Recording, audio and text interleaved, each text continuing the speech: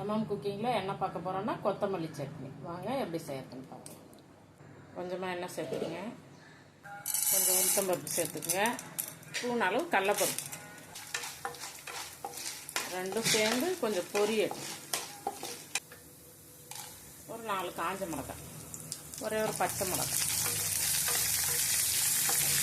ஒரு சின்ன துண்டு நல்லா நறுக்கி அலசி வச்சுட்டு கொத்தமல்லி,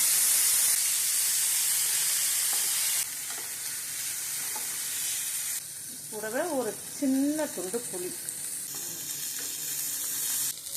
கொஞ்சமாக ஒரு 2 துண்டு அளவு தேங்காய். இப்போ நம்ம ஆற வச்சு அரைச்சிட்டு வந்தோம். சட்னி அரைச்சிட்டு வந்தாச்சு. இதை தாளித்து ஊற்றிடலாம். கொஞ்சமாக எண்ணெய் சேர்த்துக்கணும், கொஞ்சம் கடுகு, கொஞ்சமாக உளுத்தம் பருப்பு, காஞ்ச மிளகாய்,